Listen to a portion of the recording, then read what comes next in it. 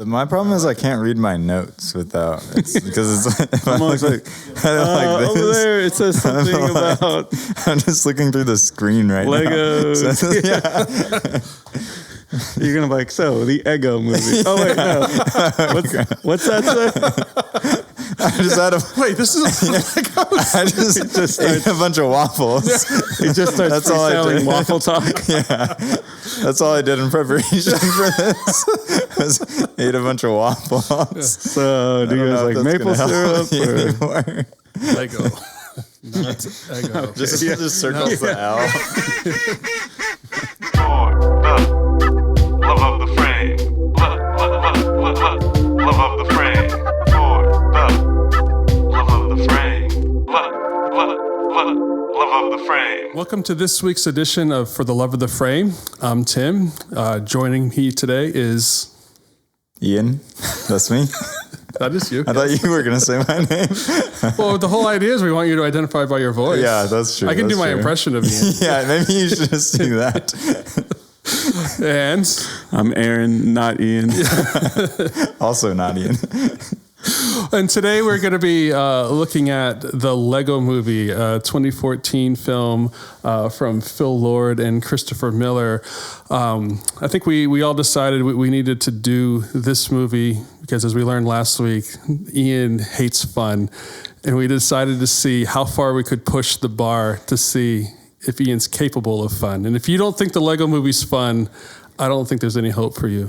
So Ian, I ask you, is the Lego Movie fun? Tim, I do think that the Lego Movie is fun, which proves yet again that I am a fun guy.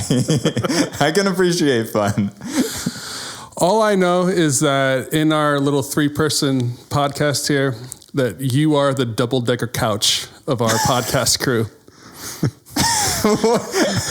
We don't know why you're here. Yeah, I don't know how to take that. Yeah. You're the thing everyone ignores, and so when we get taken out, you'll remain. Yeah, I'll carry still on the be around. podcast. Okay. But you're good at, you're useful, Ian. I don't want you to get the wrong impression.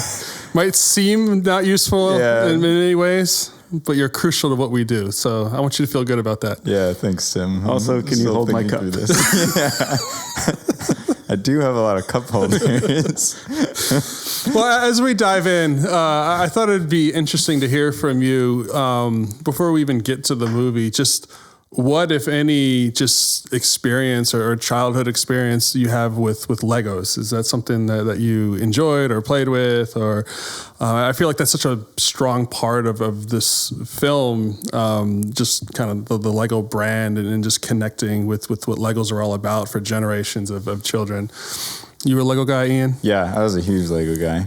I actually I guess we're going into the spoilers. I kind of relate to the dad a little bit because the not fun one of the movie.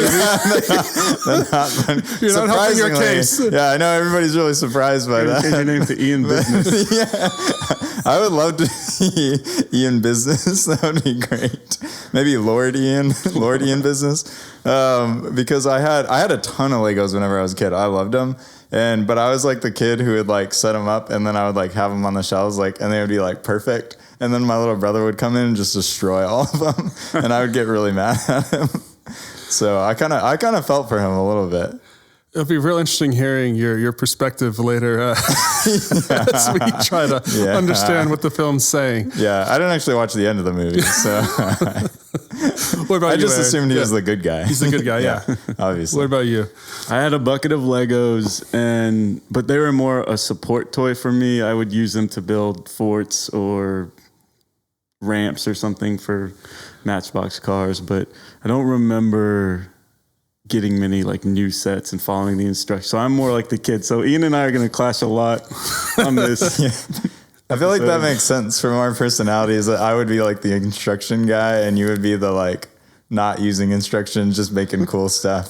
Yeah, Cuckoo Cloudland was yeah. definitely more my style. Really vibing with that. Yeah, I guess I'm out of the paradigm then because I didn't play with Legos at all. Yeah. It was not part of my childhood and not for any particular reason. I don't know. I guess I was a weirdo kid. I didn't never have a draw on me.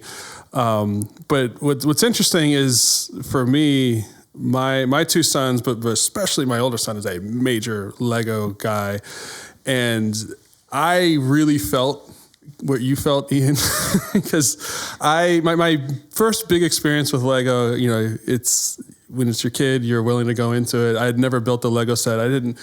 How expensive they are. Oh, yeah. It's just, I could not They're get a lot. over. It's like Yeah. a couple cents worth of plastic, and then it's like $100 set.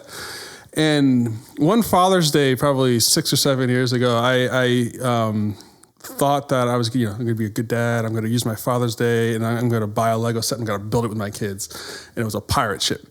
And that sucker took probably like 6 or 8 hours, and like my back was sore. Wow. And it was just, it was awesome. It was awesome. My kids loved it, and it was this meaningful time and all that labor, and it was this super cool pirate ship, which was far beyond anything as a child I would have even dreamed of being able to build. I am not a builder. I have very little artistic ability. And I just remember feeling this sense of accomplishment and satisfaction. And then my son looked at me and was just like, okay, Dad, can we break it up?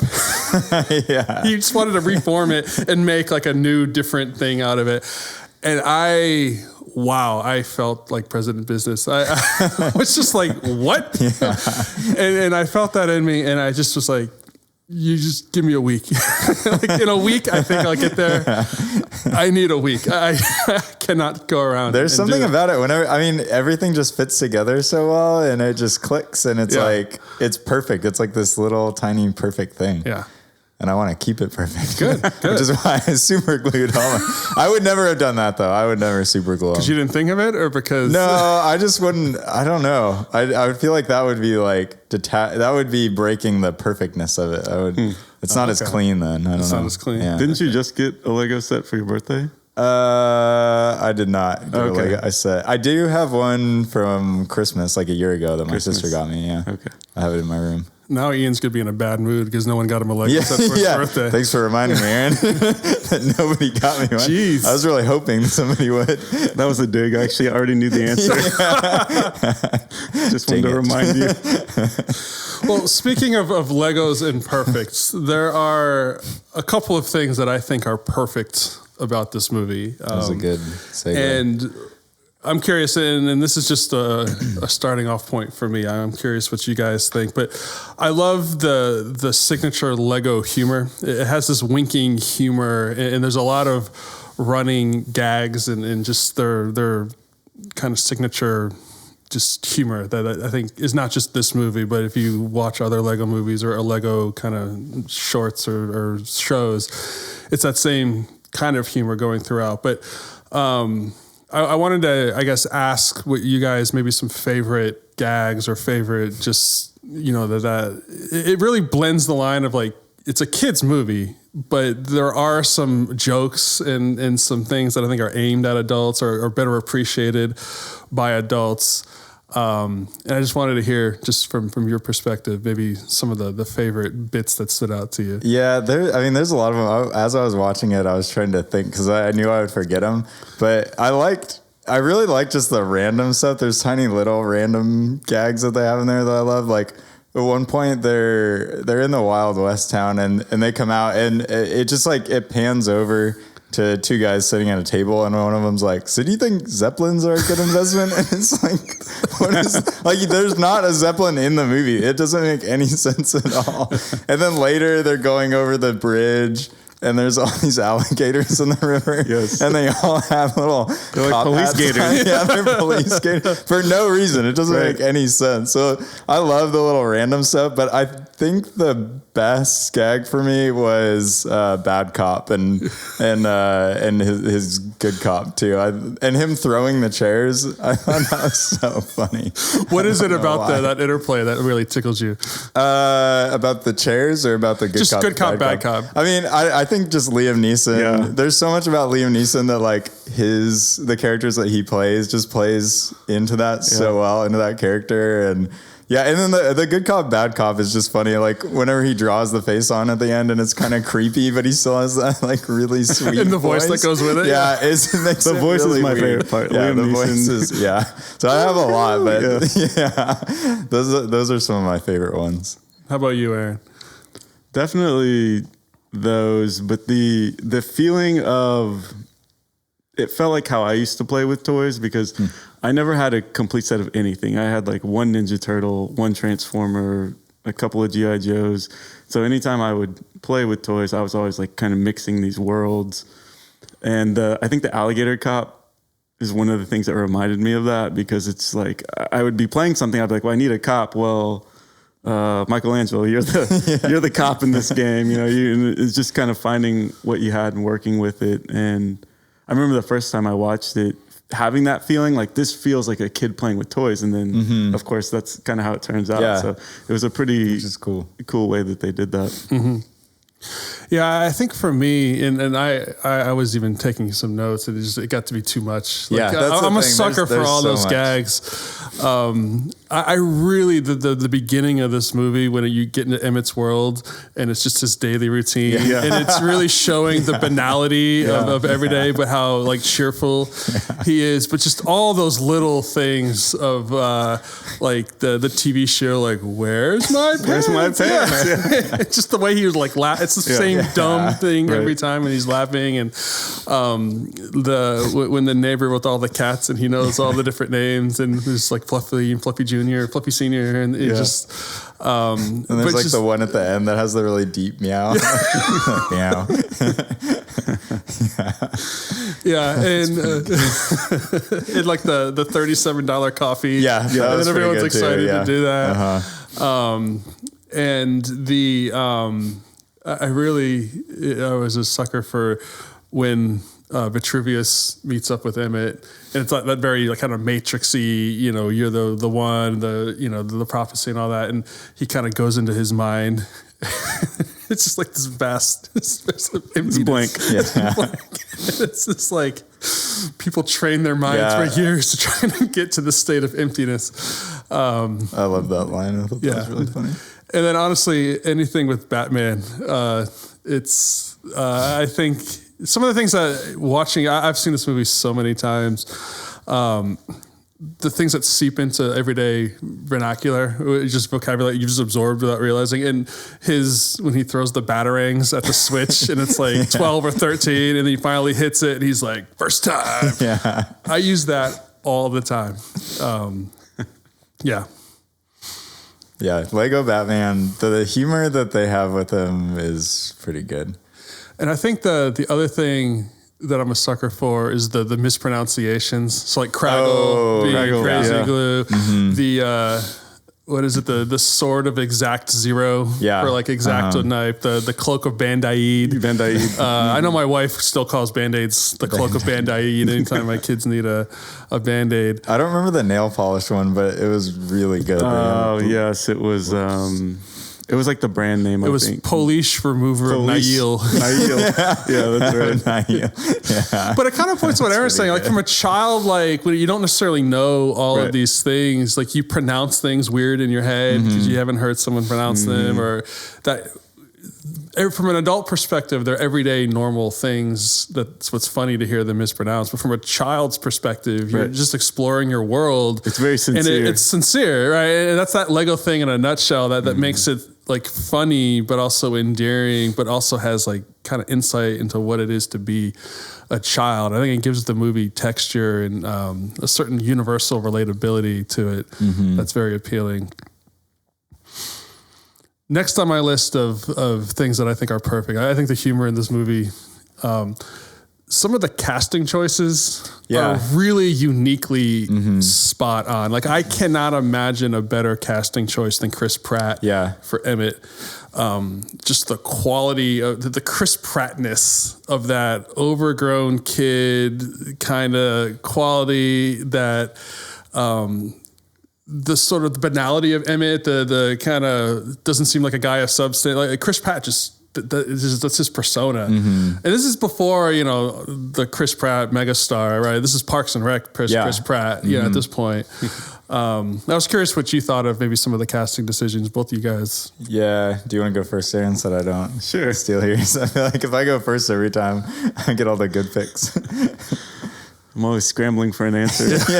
No, I definitely appreciated some of the choices felt like a send up of the type of character that person typically plays. Like you already mentioned the Liam Neeson, the Morgan Freeman being kind of the wise guru. And, you know, it turns out like, oh, and this prophecy is true because it rhymes, or actually I made it up. You know, it's just like, they just had these kind of like send ups of the characters they typically play. And same thing. It added layers. It made it funny. I really enjoyed that aspect of it. Yeah, I think I liked Liam Neeson was definitely my favorite, but I really liked Charlie Day. Is that his name? Charlie Day, the astronaut. I thought as Benny, I thought he was really funny. He's like always freaking out about his spaceship. He's like, "Can we build a spaceship?" And then he always ends up just breaking it. He's like, "Oh, okay, that's fine." He just kicks it. You're really taking the oxygen out of my tank. Yeah. I thought he was really good. Yeah, I think I don't want to overlook. Like Will Ferrell's like he's a force. You know what I mean? Yeah, really, but that's true. In the same way that Chris Pratt had to play that role, I think I can't think of anyone better. I can't think of anyone better than Will Ferrell to play the bad guy or you know, president business. You needed that quality. You had to be a bad guy without being too intimidating or threatening. Right. And Will Ferrell's never not funny, even when he's got that voice, so he can, you could believe that he was a diabolical kind of madman, trying to, freeze the whole world or whatever. But there's just that quality of a little bit of a smirk under all of it. And, I guess from a child perspective, it fits, especially the reveal at the end. It's the dad. Yeah, it made it even more. I can't imagine another person in that role. I agree. He really did nail it, and it's kind of like what you were saying. It feels inevitable, kind of, and I think that's why I didn't even think about it. It's just because he's just so perfect for it that. It would be hard to imagine anybody else doing even close to as good a job. Because he balances that humor, but also the real, kind of like the real fear and even just him that the kid calls the little minifigure for his dad like President Business And that's probably one of my favorite things about this movie is you get all these little subtle hints, especially like knowing what's happening and then looking back on it because that's a funny thing, right? Of like the Lord Business and President Business. But whenever you realize that that's the way that he's seeing his dad, it changes and it has a lot of weight. I think that if that's the primary way that you see your dad, I think that tells a lot about their relationship. And it does. I mean, that is kind of the way their relationship plays out as you see it later on. Yeah, it's interesting how like right off the bat you have that scene with like the Lord Business and Vitruvius and there's this prophecy, right? And then it says 8.5 years later. And I think that I skipped right past that probably the first 4 or 5 times I saw the movie. But like the kid's about 8.5 years old. Right. Yeah. And so it's like at birth, there's, anyone who's like had a kid, like it's inbreaking into your control and your ability, and so that prophecy almost of like one day someone is going to come and make you relinquish the sort of ironclad control you have. It was just another clever touch that's pointing to, you don't think of it at the time. Right. You just sort of gloss right by it, but it's, pointing to that. Well, it's another thing that's done well too, because it's 8.5. It's specific enough that know there's a reason for it if you think about it, but it's really easy to gloss over it too. Yeah. To where if you don't think about it, there's just it's not going to bother you or anything. And that's they do a lot of things really well in this movie. I was pretty impressed. Yeah, and I think on my list of perfect things. I think I mentioned Will Arnett. I love just his voice for the kind of humor that this movie's going for and the kind of style it's going for. Who's he? Batman. Will Arnett. Batman. Oh, he's the Batman. I'm sorry. Yeah, okay. And even some of the tie-ins with like Joe Bluth, like some of the "come on" or just that tying back. I loved when the Star Wars guys show up and Batman jumps in the ship. And then Emmett starts like bashing, like, oh, I guess he's not such a great boyfriend. And then he turns around and Batman's standing there with the hyperdrive. He's like, And Batman's just kind of, what was he saying about me? Yeah. And you're like, the hairy one's a dude. Yeah. So it's the metal one. That's the metal one. Those are that's like the biggest thing that he came away with. But, and then like Oh my gosh. when Lando's like, hey, there's a heavenly body, you know, and she's like trying to deflect, and he's just like asked to go on the ship, and it's just like, they're bon vivants. It's Right, like that interplay, right. like that's an adult word, right? That's not the kind of thing a Right. child is going to know what a bon vivant is. I don't know what that is. Yeah. I'm gonna be honest. Like we said, a child's not going to. Yeah, I feel like I'm just getting roasted on this podcast. Batman, yeah. Will Arnett's Batman is a The bon feedback vivant. I got was more roasting of Ian. So sorry, Ian. That's what the people want. That's what the people want. Dang it. I'm going to have to do some more focus for groups of my own then. I think the last thing, at least on my initial list, that I thought were perfect in this movie, the song, Everything is Awesome. For what it's trying to accomplish in this movie, it's just so perfect and spot on, like in almost in an uncanny way. Yeah. There's a line... I didn't catch it actually throughout the whole movie until the end. I think whenever the robots are singing it, because to like get out of them getting captured, they start singing it. But it's something about like everything is awesome. But then it ends at the end. I think it's something like if when you do things our way or something. I don't know. Do you guys remember that? No. Not But it's something like that, which that's what all of it is saying. You know, the whole instructions and everything. But it's like. Everything is awesome as long as you follow all the rules and as long as you do everything that we tell you to do. And it nails I mean, it has so much inside that song and they do it really well. And it's a fun song too. It gets stuck in your head. That's the cruel irony of it, because it's introduced like introducing Emmett in his very ordinary kind of whatever, like basic life. And the fact that a guy like Emmett would like a song like that is like makes perfect sense. And it's insipid and it is like mindless, and yet you can't help but hum it, and you can't help every time I see this movie, it is in my head for several days. Like there's just something catchy about it, and you can hate that kind of music and you can look down on that kind of music, and you know, not pointing fingers, but you know, it's definitely the kind of music that people like to look down on. If you were that kind of person. If you were that kind of person. And I think that's why it's so perfect, because it's trying to be that. And but it's not just trying to be that, it is that, but it's almost winking at itself in what it is. It's got layers. Yeah, We which like I think layers. that's a lot of this movie is it has layers, and that's part of what makes it so good. Yeah, I think probably the thing I related to most was when Wildstyle and Emmett are like getting away, and she's like, her first interaction with him is like, you're the special, you're the most interesting, whatever the whole thing is, most whatever. I should have written it down. Most important, most interesting person. Yeah. And so she has this like reverence for him, and she finally starts asking, like, "What's your favorite show? What's your favorite?" It's just like all these like very basic. Any chain restaurant. Yeah. Exactly. Where's my pants? What's your favorite show? Where's my pants? And that slow realization that this guy is like, there's nothing deep or unique or mysterious. He's just like a dude. It blows her preconception out of the way. It's like, it's hard. I have to confess, like when I see people, this is a safe place, right? With our movie podcast, there's a reason why we're talking with each other.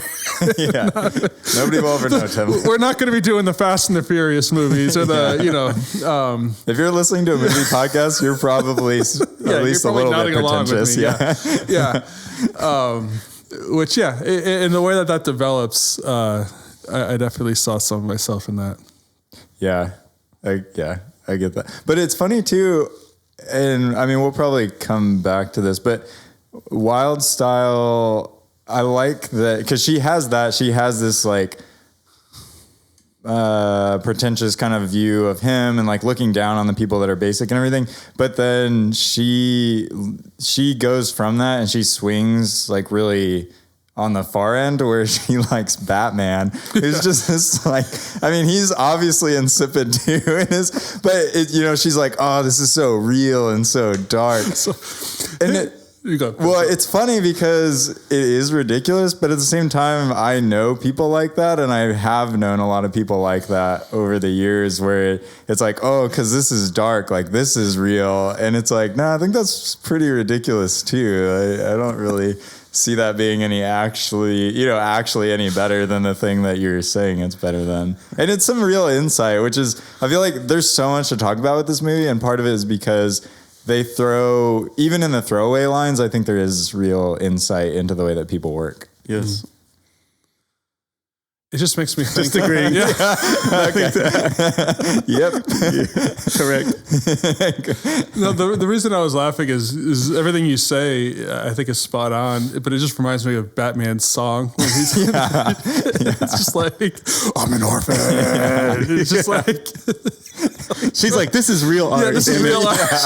Lucy or Wild Style. Yeah. She looks back at him and she's like, this is real art.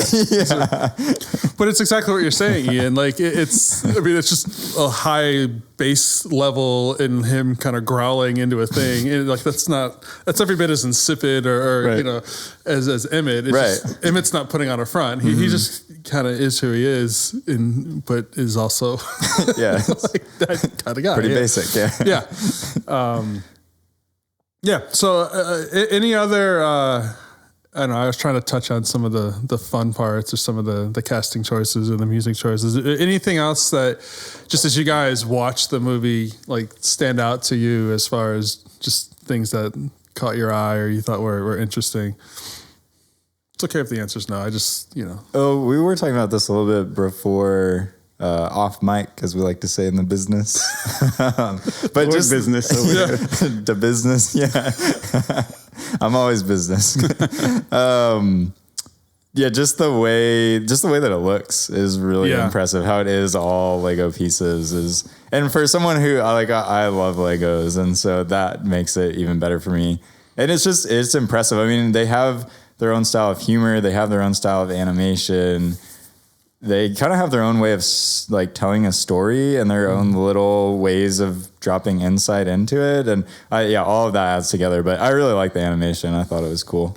There's some really, when I was watching it recently, the chase scene when he first gets captured and Wild Style busts him out. Like there's some really interesting, I know it's all computers, but like the camera work and like there's a lot of action and just the way it's framed and everything. It's very, I don't know, impressive for that kind of movie. Like, I agree. It's well done. Yeah. Yeah. And I don't know why my mind just flashed back to when you were talking about the Wild West and all the like the way the Lego, like when things crash and like they explode and like all the Lego pieces are just like those little mini Lego pieces. But there's one, it's kind of out of the way, but the pigs that are, one of them falls that great distance. Yeah. And when it hits, it turns into sausages. I saw that. Yeah. That's pretty good. So what, I guess like moving on from just what we liked and what we just, as movie people who love movies, just kind of some of the fun things. And I'm glad Ian's contributing on the fun side of things for a change. I'll say. But yeah, moving more into just thinking about the movie. I think the movie's definitely saying something, right? And it is a kid's movie, but it's that rare, most beautiful kind of kids movie that can appeal to a child, but also I think is got things to say to adults. And so just wanted to jump off there, just as you watched it, especially given our different backgrounds and experience with Legos and probably even just styles of play as children. What is it that you kind of took, or what you think the movie's saying? Yeah, I mean, there was a lot of things, so it's kind of hard to narrow it down. But I think the biggest thing for me, and I don't know that I necessarily would have said this the first time I watched it, but it definitely hit me this time, is that really it's just a father-son movie, which I guess is kind of obvious given the end of it. But it's just about how, I think in some ways it's just about how hard it is to be a kid. and how hard it is to relate to other people and how hard it is to relate to your parents. And then there's also some generational stuff that you can see being passed through. And so, yeah, I think it's really just about a father and his son and how they interact and how the dad interacts, how that shapes the child. And there's so much stuff in there. We can turn this into a therapy session if you want. Yeah, maybe that's what. Yeah. There's definitely, I don't know. Do you want like a longer answer right now or should we? I love long answers. Okay, Let's go. Yeah. Just roll in. Okay. I can. I know you can. About 57 minutes from what I hear. Yeah. So I think one of the lines that especially got me was whenever it's towards the end and Emmett I can't remember, but at some point they're like, he's super gluing stuff, but Emmett's talking to Lord Business and the dad realizes that, he's Lord Business and Emmett is his son. And he says, he kind of realized that and he like looks off and you can tell he is realizing that. And then he looks at his son and he says, okay, well, what if Emmett could say something to Lord Business, like what would he say? And that really got me. Like this goes back to the whole Mr. Rogers thing. We've had this conversation before. It's another podcast. Yeah, we'll do that in another podcast. I don't want to out myself quite yet. Yeah, we need to do that so that people don't like you more than they don't like me. Tim doesn't like Mr. Rogers. I'm just going to say it right now. Yeah, get him. I'm not ashamed. I will stand that ground. You should be, Tim. But in the documentary, he has this whole thing about the reason why he uses puppets is it's because it's easier, even for adults, to talk to a puppet with their with the things that are going on inside them. And for kids, it definitely is. Whereas if they're talking to an adult, it can be really intimidating and really scary. But if they're talking to this puppet, somehow you can talk about how you're feeling and talk about those things that are more uncomfortable. And just seeing that with this dynamic and seeing all of the history, but then the dad realized that and it clicked with him, and then him letting his son use that to talk to him in a way that was uninhibited. I thought it was pretty beautiful. Like it really got to me. And then he like hugs him afterwards, but it's this kind of awkward hug that it shouldn't be that awkward between a dad and his kid. And I think there's a lot in that. Like, I think you can read in there that like they don't have this really close relationship and they're not used to hugging, but like the dad wants to build that and he like walks over to him and gives him a hug. And I thought a lot of that, it really got to me. The one thing that I will say about that is that whenever the dad asks the kid, I can't remember it, Finn? Yeah, Finn. Is that his name? Yeah. He asked Finn, like, what would Emmett say? I thought that part was a little weak. That was the only thing I wish that can't just have a good vibe, Ian. No, I can't have a good vibe. I'm a critic, Tim. That's what I do. I don't create. I just follow the instructions. And if other people don't follow the instructions right, then I tell them when they're doing it wrong. So I wish the answer had been a little bit stronger, because I think they could have done something really good with it. But I do think it being a kid's movie, it might have been a little bit too much.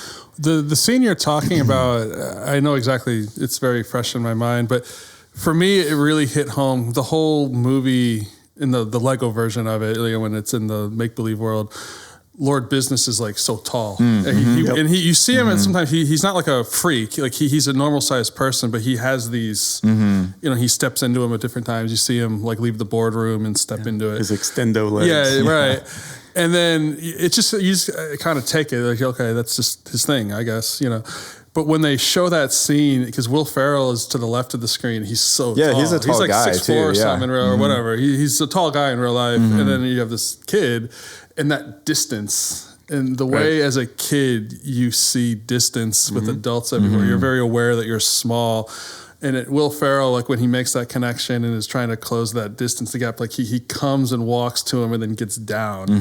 And then like you see that displayed in the Lego version when they kind of cut back to that, like Lord Business is, when he's regarding Emmett, is back to that small size. And that really kind of landed with me as well. There's a lot of way of there is. I agree. All right, Aaron. Well, Ian went ahead of you and I just completely did I steal all your stuff. Just I mean, drawing a everyone's line through crying. all my notes. Yeah. No, the thread that was most compelling to me was the contrast between Bricksburg and Cloud Cuckoo Land. And it's interesting because Bricksburg, it's where Emmett lives, where he's from. It's defined by following the rules. That's what the movie establishes, the instructions. Okay. And Cloud Cuckoo Land, what they show you, they almost define themselves completely by, we don't follow instructions, but then that becomes a rule in and of itself. Like that we don't, to the point that when Emmett's like, the way to defeat Lord Business to get into his tower is to actually follow instructions because that's what they'll least expect. The people from Cloud Cuckoo Land don't know how to do that. And he has to teach them, and it's where Lucy kind of starts seeing like, oh, he is the special. He's the one who can kind of cross over these two worlds. He sees the value of instructions, and he can also be creative, like with his double-decker couch. But that's what I found kind of most interesting.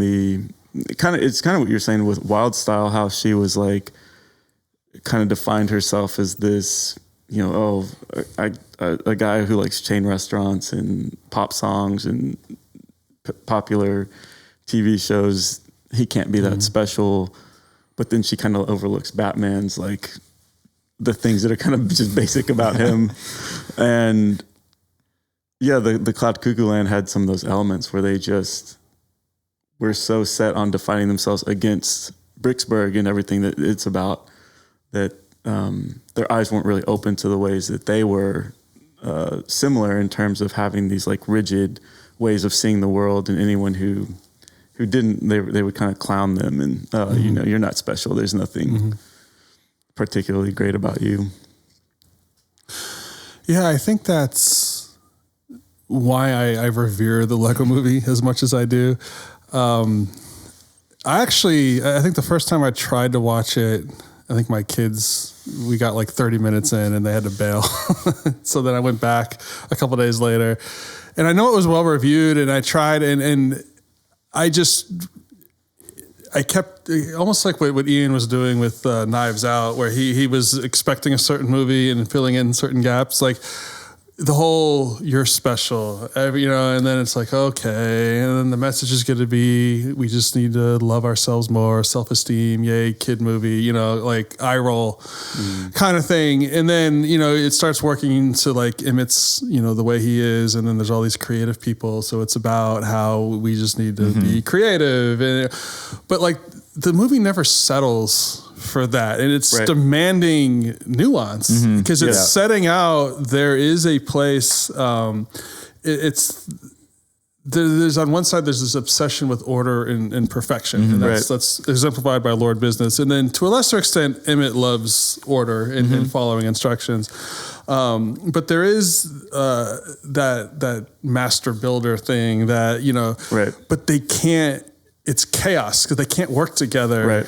And so it's not lining up behind just take all the improv and artistry out and just follow the rules. Right. But it's also, and that's a common thing. Usually it's like the power of love or the power of or be true to yourself. And that's the message. Right. So I was prepared to hate it. Right. And I was like, kind of, the first time I watched it was really like, okay. And I was there. I was ready for it. And then it kind of turned the tables on me. Yeah. Right. Because it doesn't settle for one or the other, and it's making an argument that we need both. Right. Working together. Right. And then putting all of that in a kid's movie and then pulling it off and making it funny, it's just like, that's impressive. And so you see, like, Emmett has like very little redeeming value. He's a terrible builder. He's not an inspired, like his speech when they all gather at Cloud Cuckoo Land. Right. It's just like the worst thing ever. He's not inspiring. There's nothing about him that is special. Right. But it's just the way he kind of can interact with the artistic types. Like he sees the value of the master builders, but he also sees the value of following. And he's the one who fuses the two sides together.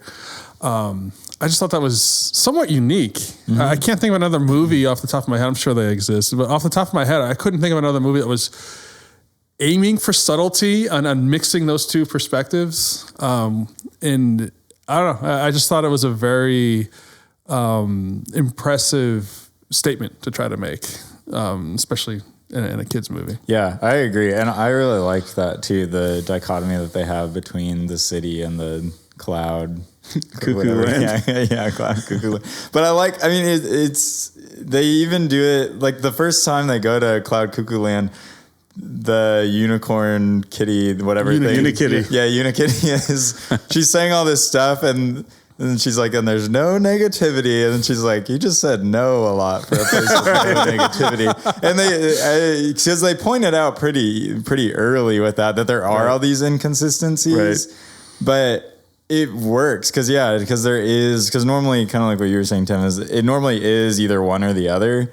And they show really well that you need both. Mm-hmm. It's kind of like, there's like a few examples, but I was thinking about actually Jordan Peterson. Like he talks a lot about chaos and order and how you need both. Because if you have too much chaos, then it's like obviously not good.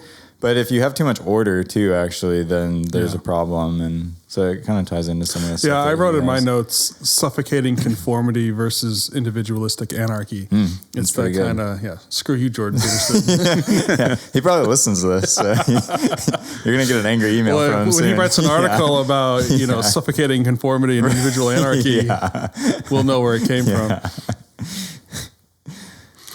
So if that's what the movie's saying, then, we like to try to take these films and analyze them and for what they are and what they're worth, but then also, bringing that into a Christian perspective. This, like pretty much any movie that we'll talk about on this podcast, isn't explicitly Christian or trying to be.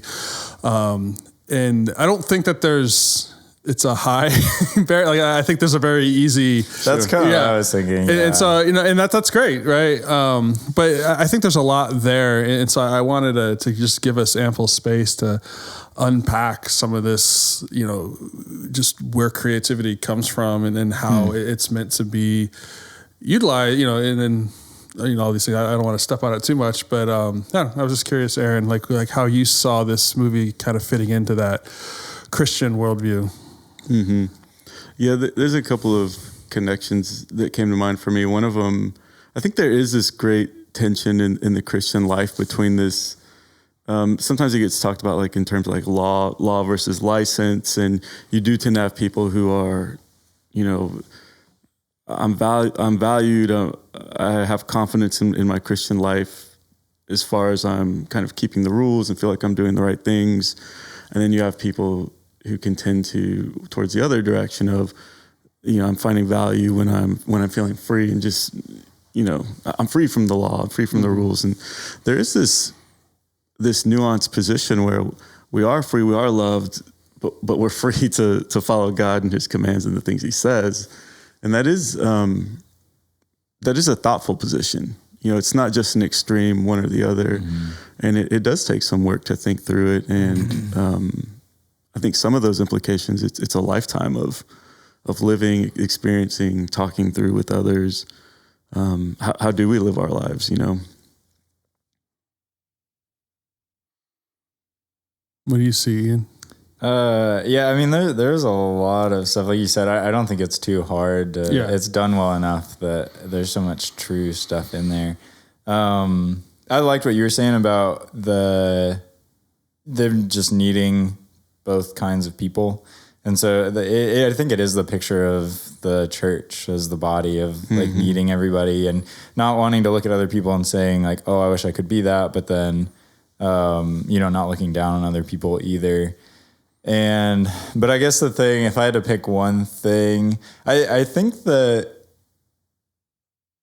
one of it, and maybe this is where it's like a little weak, I thought, was that at the end, because the whole thing is like they want to be, and they go overboard with the prophecy, but it's like, you're the most interesting, important, like, there's one other word that they use too, but you're just everything. And I think it's interesting because essentially, I mean, that's all Emmett wants, right? Is he just wants people to think he's interesting and fun. And essentially he just wants people to hang out with him. That's all he really wants.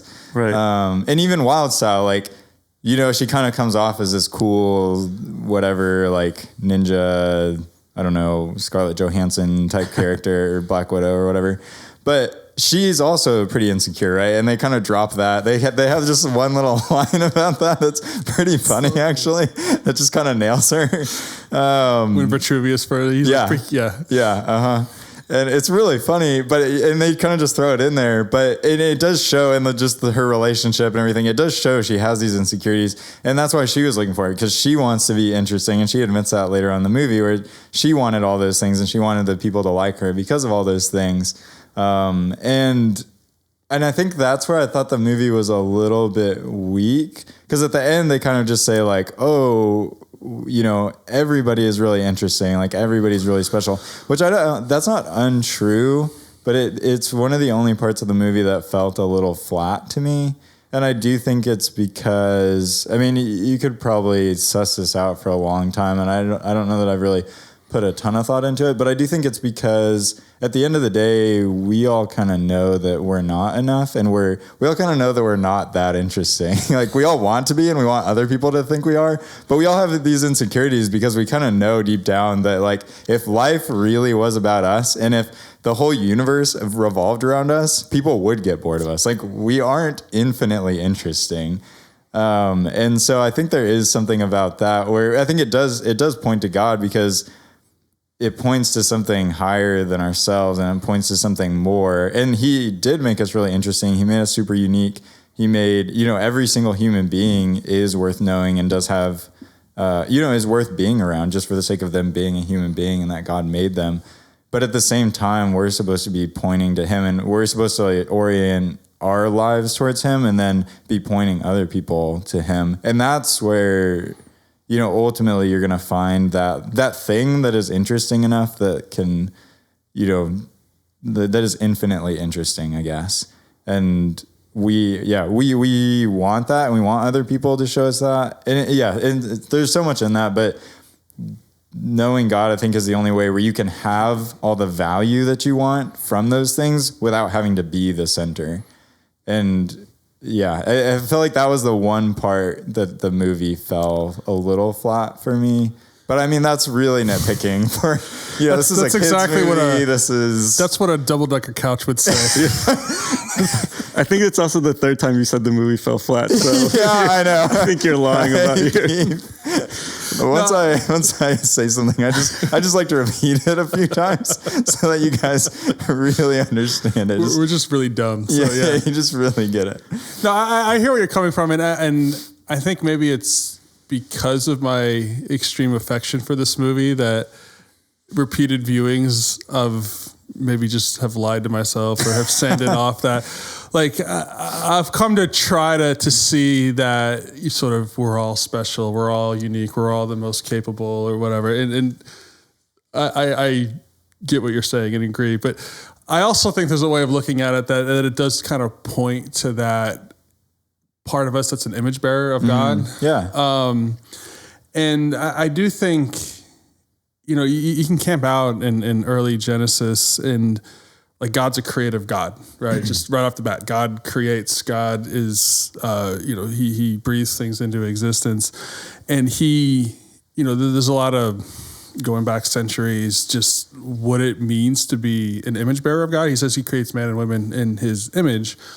But what does that mean? And that's not explicitly defined, but I think there's a broad consensus that part of what it means to be an image bearer of God is the impulse to create. Mm-hmm. God has that. Animals don't. We don't say animals don't build things just because they don't imagine things that aren't there. They don't invent stories. And the mere fact that as humans, we are so tightly associated and gravitate towards stories, towards imagination stories. Mm-hmm. I believe and believe dearly that is it's that divine part of us that God puts into us. And so he created mankind, he created people, he created us to create.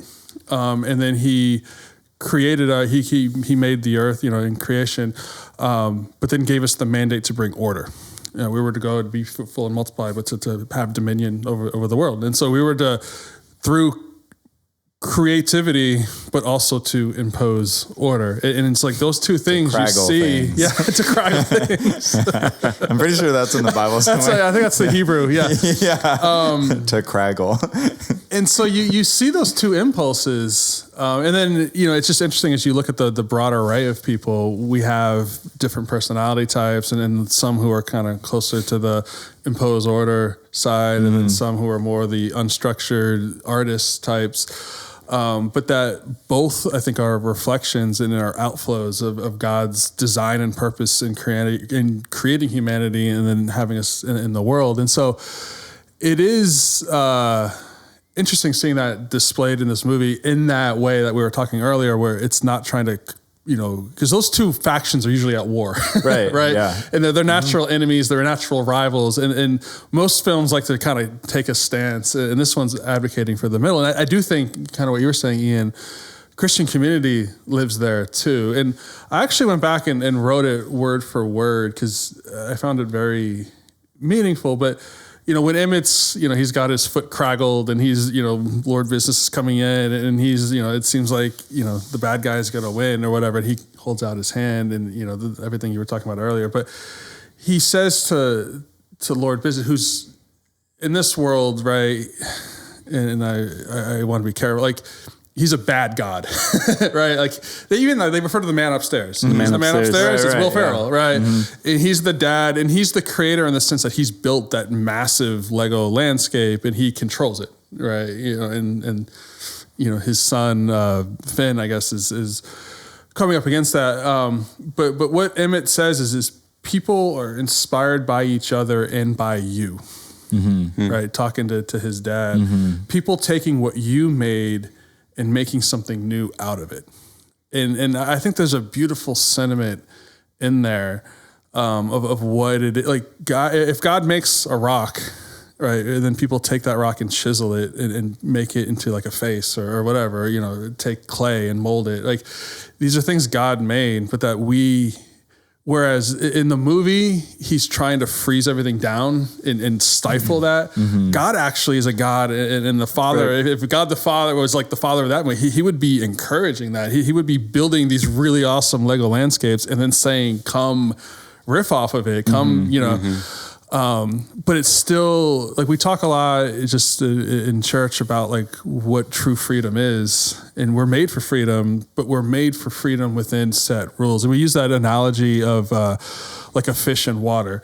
And if like a fish came to resent the restrictions of water and decided they wanted to go live on land, it would suffocate and die. Like in the water, the fish has total freedom, but it's bound by the dimensions of the water. Yeah. It's free to be a fish. It's free to be a fish. Nothing else. And that's that tension of like within the rules, be free. Right. And I think there's a part of our rebellious human hearts, and it's echoed especially in our culture now, of like freedom is I get to define my own reality. Right. And that's where it crosses, and that's where the movie shows it crosses. All of these individualistic, they can't form a community because they're about themselves. Right. And Will Ferrell is what Ian eloquently was saying earlier, like he's alienating his own family because he's about himself. He's just on the other side of the spectrum. Yeah. And he is only about controlling, but where it affects his son, it's not about love. It's about controlling his creation. Yeah. And that's what's so moving to me. And so like this movie like really brings me to that place, even of worship, of just gratitude for God being the way he is, and that he doesn't create this world and then we have to like not mess it up. Like we're called to be good stewards. It's not an anti-environmental statement. We're called to be good stewards, but he isn't that like domineering presence that's making sure we aren't mucking things up. Like there is genuine freedom, but it's defined by love. it's defined like Will Ferrell's attitude towards his son as it relates to Legos is not one of love. It's one of, I have my stuff. You have to follow my rules so you don't mess up my stuff. The stuff is the object of his affection, not his child. And that's that misplacedness. And so like in Christian community where you blend those things, like we need each other. And I actually, the one character who I think in its own clever little Lego, and again, I know this isn't Lego's, the movie's intention, but in this analogy, it's Benny, right? Like Benny has that creative, and he wants to, what does he want? He wants to build his spaceship. And that's all he wants to do. And every time they give him an inch, he builds the dang spaceship and it never calls for it. But what does he do? He takes it down and he's disappointed. He's sad, but he takes it down. He's a team player. He's a team player, but he's sacrificing his freedom, right? He could insist on having that, but he doesn't. And then when it's time, and then he builds it when it needs to be done, and it works, and it's part of the plan. But he still hangs in. He doesn't get resentful. He may be disappointed, but he's not resentful. He submits to the greater good. He submits his creativity to like the conformity. And so you have creativity within conformity. And when that happens, you get these beautiful things. Like when they were in the movie, and I know I'm talking a lot, but I'm rolling right now. Wrap it up, Tim. But I'm doing my best Ian impression. Zing. It's just fresh. You got to hit it while I can. When they come in Cloud Cuckoo Land and their little meeting gets busted up, and then they have to go underwater. They actually combine their creative gifts and they kind of Frankenstein together this thing. Submarine. But that's an example of them using it, but for the common good. Right. And it's a little weird looking and it's not a unified vision, right? Because that's the way artists can be, when everyone wants their own vision. But it does come together and it does work, and everyone's contributions, even the double-decker couch. I don't know why you keep looking at me whenever you say that. My neck is sore. I just, looking that way. But yeah, I don't know. I guess, I just kind of rambled for a bit, but I see, that's where I see it really intersecting with the Christian story, especially around creativity and rules or order. Yeah, that's cool. I mean, there's a lot in that.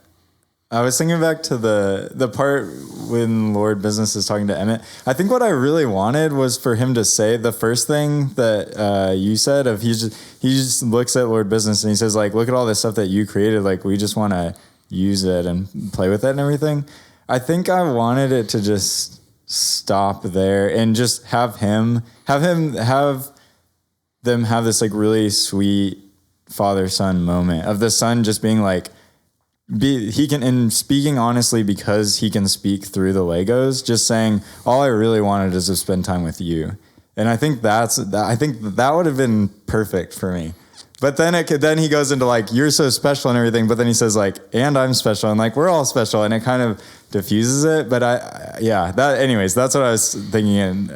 Maybe he wasn't there. Change is a process, Ian. Wait, what? Maybe the dad wasn't there. Just baby steps of breakthroughs and progress. Yeah. He just wasn't there. The way I see the special thing though is different because like when I think of Emmett, he was never wanting to be the most important whatever, we keep forgetting. Like he just wanted to be a guy who the people in his world knew and cared about. And even when the newscast is showing all his coworkers and Emmett, like he's really hurt that like they don't remember him, they don't know. And he remembers like a little fact about each of them. He's like, that's the guy I get chicken wings with. That's the girl who does it, like he knows something about each of them. And so when I think when the movie is saying like we're all special, I think of it in terms of like that. Like I relate it to that Christian context of like God has created this like tapestry of with these threads of human lives, and no single thread is like a tapestry on its own, but without all the threads, the tapestry is incomplete. And so in that way, each thread is special and important, not because it's a tapestry on its own, but because without it, the tapestry is incomplete. And that's what I felt like the movie was saying. And even Emmett, like he doesn't ultimately become like this important, like known by everyone person, but he's finally being recognized, acknowledged for playing his role. Everyone else plays their role. And in that way, everyone's special and important, not in their spectacularness, but in their like the way that they work together. That's what's best. Yeah, I agree. I don't disagree with that. I think that's a good interpretation, and I think it works really well. So do you recant? No, I would have loved for it just to be that flat. Really. Yeah, if I could say it one more time, it falls flat. No, I think it works, and I think it's really good. I think I just wanted that specific thing, and I was trying to think whenever you brought it up again, what I wanted, just so that I could explain a little bit more. But I was thinking too, while you were talking, Tim, just about the creativity and everything. This is one of the things that it's amazing about Legos is that it teaches kids to harness that. Like even at a young age, it teaches you to create, and it gives you guidelines. But it teaches you how to be creative and to build in God's world. And it's a tiny little version of that. But it does it really well. And I still love Legos, and I'm old now.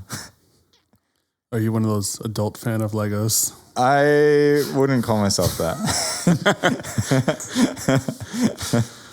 But maybe one day. We'll see. What's not true, and that's you're an adult. You're a fan of Lego. Where's the lie? Where's the lie, Ian? I think we're out of time. That's time to shut it off, I guess.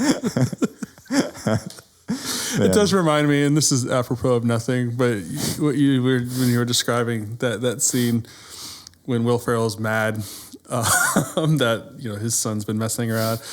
And he asked, like, who took the roof off of my high-rise building, whatever it was.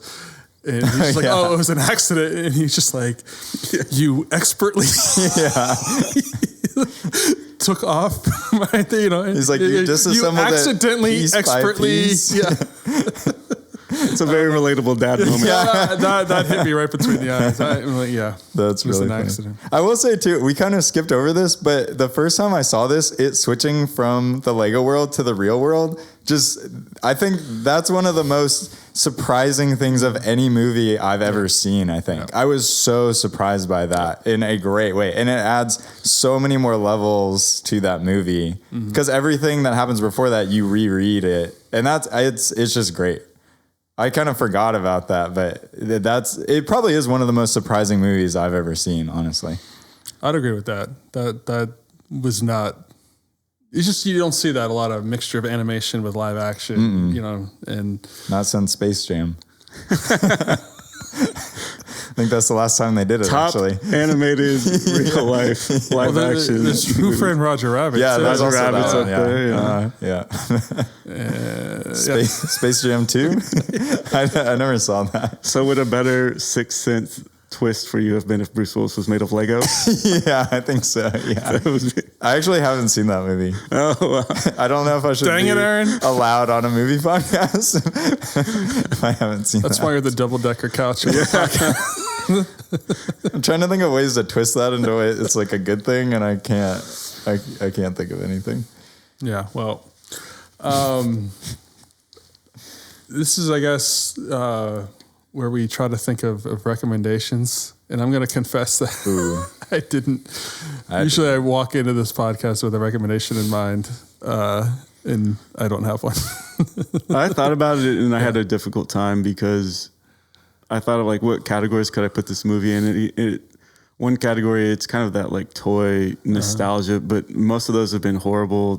Battleship, Transformers, G.I. Joe. The kind of movies Emmett would like. The kind of movies Emmett would love, yeah. Maybe Ian too. Dang it. So yeah, I couldn't think of any other kind of like toy. I mean, well, I don't know if the toys came first. I always liked Ninja Turtles, the original movie from the 90s.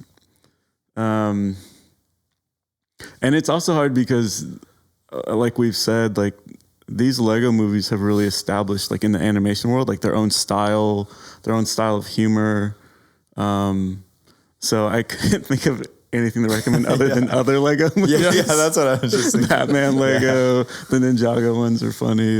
So I don't know. I found it challenging coming up with other things, but Yeah, that's what I was just saying. I was just thinking, just go watch Lego Batman. Because I watched the Lego movie and then I kind of thought, Lego Batman's probably going to be dumb. But then I watched it and it was great. It's also good. Yeah, it's so funny. It's podcast worthy. Yeah, it is. Maybe I would eventually. I would totally do a podcast on that. I would say too, I mean, Pixar, I think they do it the best of the kids movie and bringing stuff in. And I was thinking a little bit about Inside Out at one point. Something I think, Tim, you said made me think of Inside Out. Because it also is doing really deep things, but in entertaining, and they make it funny, and that's a good one too. Yeah, no, I'm glad you guys are on the same page. It occupies a unique space, and so it's hard to bring it elsewhere. And I thought Pixar was too much of a bailout because it's a kid movie that is poignant and deep, but appeals to kids and is also intellectually rigorous for adults. That's a very narrow category. It basically is Pixar. Yeah, That's and then when you add the toy thing, it's Toy Story is the obvious one. Too on the nose. Yeah, a little too on the nose. So I don't know. I guess I'll just be the on the nose guy this week and say Toy Story. Not that anyone hasn't ever seen that, but we didn't say they were good recommendations. We just said that they are recommendations. They exist, and so we're telling you to do something.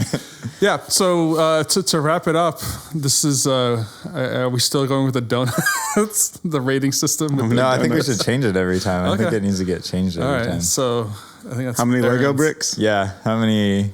Or like Craggle tops, whatever. What do they call Craggle? The piece of resistance. Yeah, the piece of resistance. Yeah. How many pieces of resistance? Out of 5. Yeah. I would, man. I don't know. I'm gonna say, either 4 or 4.5 for me. I think I'm gonna go 4. I really, really like this movie. But that's why you went 4 instead of 4.5. But it falls flat at some point. I was going to say your rating falls flat to me. But I mean, it is also a kids movie. I did find myself at some points, because it's clever, but at some points I was kind of like, okay, this is a little much.